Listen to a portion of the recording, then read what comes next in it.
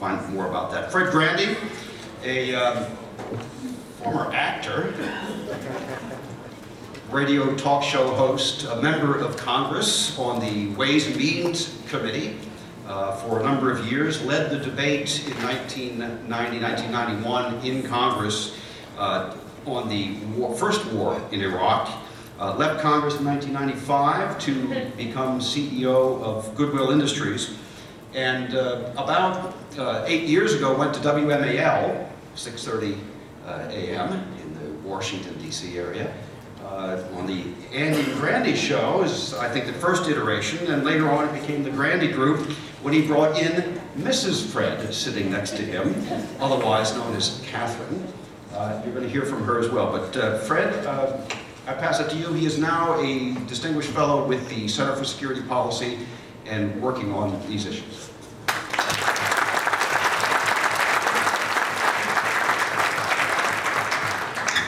Thank you, Ken, for a mostly accurate introduction.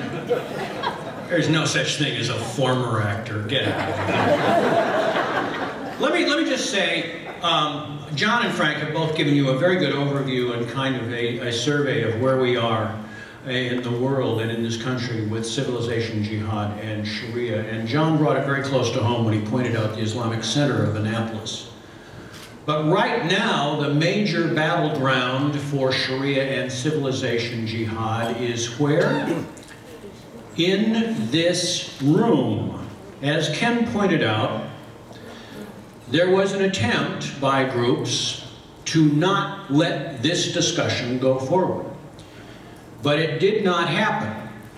Unfortunately, they have been successful in Tennessee, as far as we know right now. A major conference involving the participants that you're seeing before you today, who are trying to say the same things to a group in Tennessee that we're saying to you, has so far been curtailed by a group that intimidated the Hutton Hotel in Nashville into saying, well, the threat of violence, the threat of demonstration should prevent us from honoring our contract.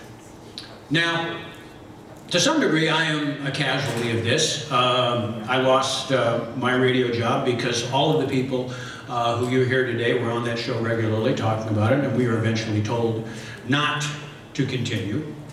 And shortly after that, a speech I was supposed to give in Minneapolis was stopped because it was deemed, even though I was speaking to the the Minnesota Association of Treasury Management about my career on the Love Boat, that was deemed to be controversial and could perhaps lead to the threat of violence, which I guess makes me Gopher the Infidel.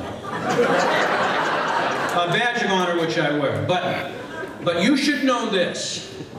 Not only is this battleground happening in this particular room right now, there are warriors in your ranks that should be acknowledged.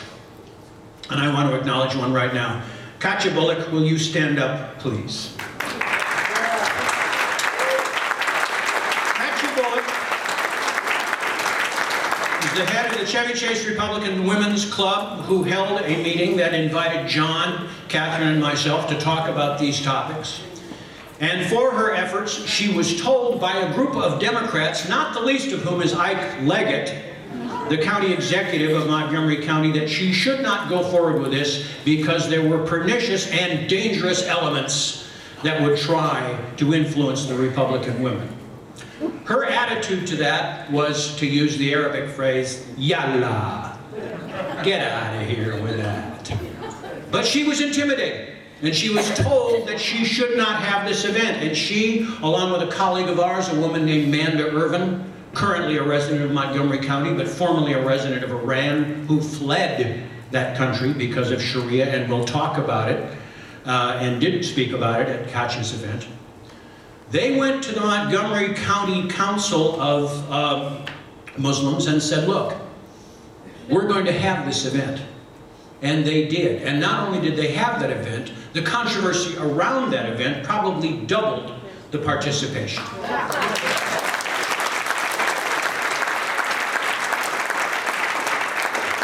So you should know that this battle is going on right now.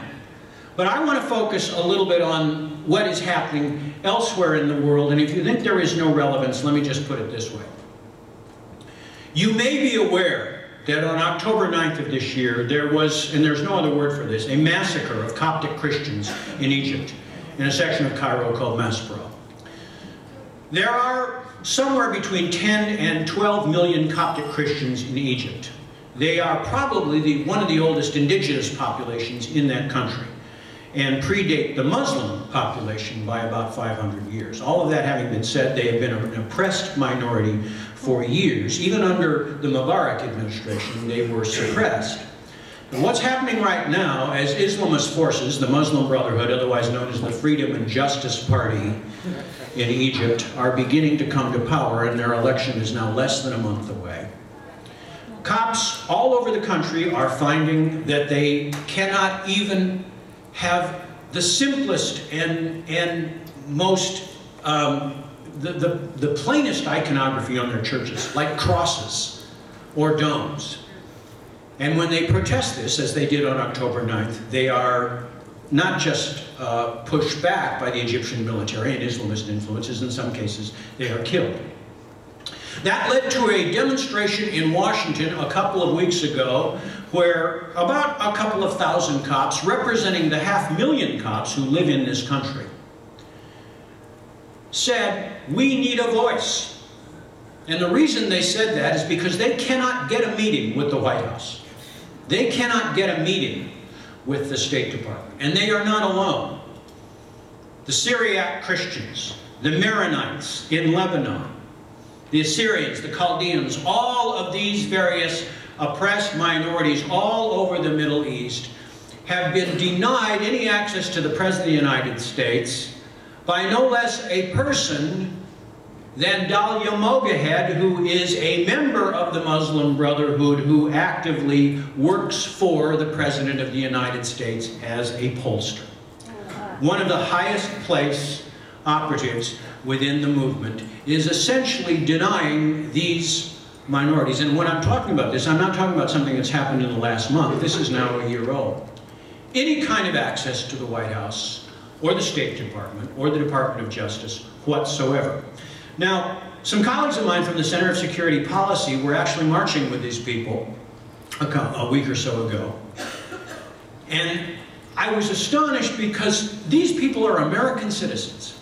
They're small business operators. And what they said to me was, as of right now, we are paying taxes to this government. Those taxes are being sent to Egypt to underwrite an Egyptian military that is aiding and abetting Islamist governments to kill our relatives. And then they went on to say, but what worries us more about what's going on in that part of the world is how the Muslim Brotherhood is co-opting all of our communities in Chicago and Los Angeles and other various centers where Copts live. We are afraid because they are not just infiltrating our local government and our courts, and in many cases our media. They're essentially reorienting our culture.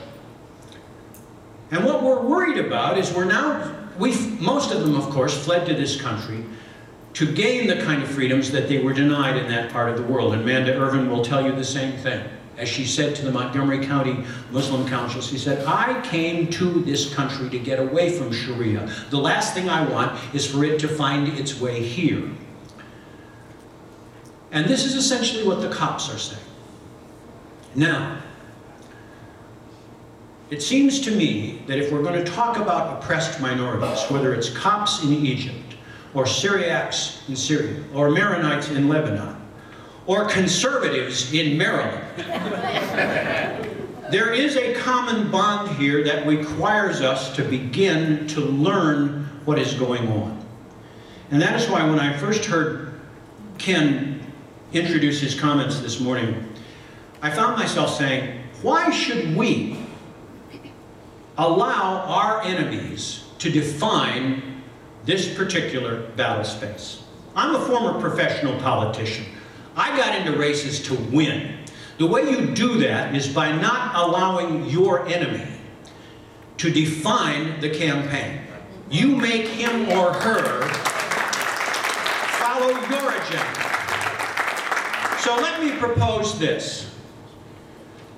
The Muslim Brotherhood, the Islamic scholars around the world, and everybody in between wants you to believe the world is divided into two camps. Dar al-Islam, as Ken told you, which is the Islamic world, and Dar al-Harb, which is the world that is not yet Islam, the world of war, but will soon be Islam.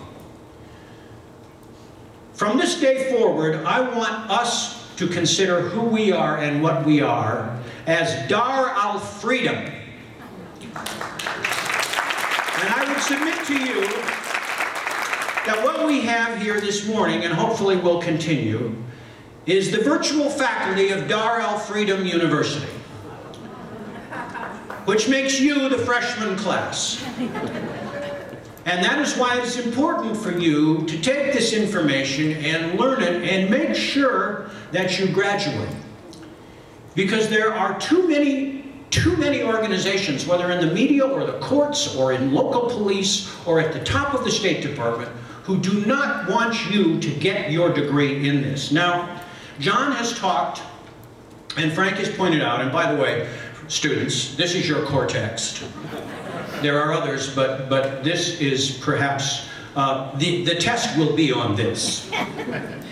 But let me just go to another aspect of the Muslim Brotherhood's documentation, which, as John and Frank have pointed out, has already been written down and uncovered, and is now part of court transcripts. But they also had a 5-point phased-in plan, which is an attempt by them to operationalize their strategy. Phase 3, escalation phase, prior to conflict and confrontation with rulers through utilizing mass media, currently in progress. Does any of that sound familiar? As you read about what supposedly was going to happen in the Arab Spring, and just this morning Fox News comes up with a story, said, this is amazing. It looks as though Islamists will be taking over Egypt and Libya and maybe even Tunisia. Whoa, how did that happen? Do you see what's going on here? But let me add this. This is phase 4. Open public confrontation with the government through exercising the political pressure approach, as in Occupy Wall Street, supported fully by CARE, supported fully by the government of Iran, and supported, and this is, I think, the most important point, by what we are calling the Shariah defense lobby. Students, this is your opposition. This is where we fight our homecoming game. CARE, the Muslim Public Affairs Council, ISNA, the Islamic Society of North America, 2 of them indicted co-conspirators in the Holy Land Foundation trial, but part of an organization that stretches over 1,000 nonprofits. But in addition to that, the Southern Poverty Law Center, the American Civil Liberties Union, and most importantly, the Center for American Progress, run by former Clintonite John Podesta, fully funded by George Soros, all conspiring to prevent you from completing your course studies in this most important curriculum. And one of the ways they're doing this is by going after Frank Gaffney and John Gondola, and to a lesser extent me and Catherine and Ken, because they cannot beat the message, so they will beat down the messenger. That's why they've published something called Fear Incorporated, which is 138 pages of ad hominem attacks on the people that are trying to at least apprise you of the threat doctrine in this country. And have any of you heard any of the people on this panel saying it's Muslims that are the problem? That it's Islam is the problem? It is the doctrine. It is the interpretation of that doctrine by people who are co-opting their own religion. And if you don't believe that, have Amanda Irvin come and talk to you. Have Dr. Zuhdi Jasser, who is an American Muslim and has been trying to push back against this. Zuhdi Jasser, who has been denied an appointment at the U.S. State Department's U.S. Diplomacy Council because he didn't pass muster with our own government. This is the kind of thing that you need to know. So let me just, before I continue, consider this to be the organizational meeting of Dar al-Freedom University. This is your virtual faculty. But the most important people in this room are you. And the most important thing we can do is educate as many people as we can who can go forward. And as John says, train the trainers.